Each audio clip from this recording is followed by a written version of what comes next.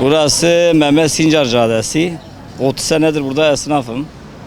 Yani caddenin yoğunluğu çok fazla. Müşterilerimiz rahat arabasını park edip burada alışverişini yapamıyor. Haliyle otoparklara götürmek zorunda kalıyor. Otoparklar da tabii 10 dakika için millet 50 TL, 100 TL gibi paraları vermek istemiyor. Burada ayrıyetten trafikte çok ceza yazıyor. Millet ikinci sıraya park ettiği için yani bayağı sıkıntılı. Millet buraya girmek istemiyor. Açıkçası yani dışarıdan biri gelip bu çarşıya girmek istemiyor trafik yüzünden.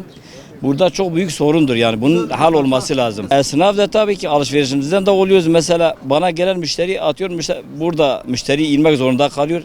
Arkası araba dolu olduğu için aşağıya gidiyor. İşte oradan müşteri başka yerlere gidiyor ama yani neticede müşteri de rahat değil, biz de rahat değiliz yani. Yani ne yapılsa ya tek yönlü şimdi olması iyi, kaldırımların geniş olması güzel ama yani eskiden hatırlıyorum yani çift yönlüydü.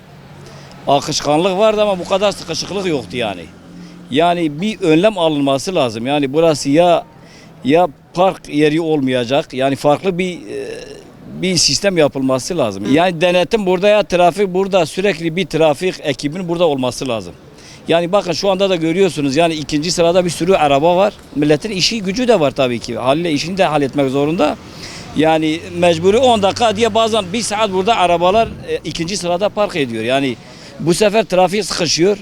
Burada yani denetleyecek trafik polisi de fazla yok. Yani arada gelip gidiyor. Gelenler de ceza yazıyor zaten. Ama çok sıklıkla değil yani tam denetim yok yani onu söyleyeyim. Yani esnaflar da sağ olsunlar mesela buraya park etmek için adamlar 7'de gelip burada arabasını park ediyor. Ben şahsen biz 3-4 tane arabamız var. 2 tane mağazamız var burada. Biz otoparklara mesela aidatını verip yani sırf burada şey olmasın diye aylık veriyoruz, aidatını veriyoruz otoparklar ya da katlı otoparka park ediyoruz. Ama diğer esnaflarımız yani sırf günlük işte 20-30 lira karşılığında şey yapmamak için sabah erkenden 2 saat daha erken işe gelip burada park ediyor. Yani açık söyleyeyim var çok esnafımız var burada öyle. Müşteri gelip burada park yerini bulamıyor ki. Yani park bulamadığı için yani çok sorun yaşıyoruz yani. Şimdi bunu bir yerden çözülmesi lazım. Yani ya trafik ekibinin sürekli yani meydandan Göktaşı'ya kadar sürekli denetim yapması lazım yani. Yani denetim yapmasa ikinci sırada sürekli arabalar park ediliyor. Yani haklı olan milletin 5 dakika kuyumcuda işi var ya da bizde işi var. Adam beklemek zorunda kalıyor. Beklemeyenler de zaten götürüyor otoparka koyuyor. Yani millet 10 dakika için götürüp otoparka arabasını koymuyor. Yani %80'i de millet koymuyor yani onu söyleyeyim. Yani bunun çözülmesi lazım. Bunun herkes için sıkıntı yani. Dediğim gibi yani dışarıdan gelen insanlar Batman'ın içinde de mesela diyelim Gültepe gibi bir yerde adam çarşıya gelmek istemiyor yani. Niye bu kalabalıkta orada eğer işi varsa AVM'de yapıyor buraya gelmek istemiyor. Benim müşterimdir adam orada alışverişini orada yapıyor ama buraya gelip yapmak istemiyor. Niye bu sıkışıklıktan dolayı? Sıkılıyor yani. Esnaf her zaman esnafın hangisine sorsanız bu sorunu dile getirecektir yani. Biz yıllardır buradayız. Bak 30 sene buradayız. Yani bu sıkışıklık artık yani strese koyuyor insanları. Gerçekten stresli yani ya. Bu kadar yoğunluk, bu kadar böyle kargaşa insanlar böyle şey yapıyor yani. Sıkıntıya koyuyor yani. Ondan bir an önce çözülmesini istiyoruz.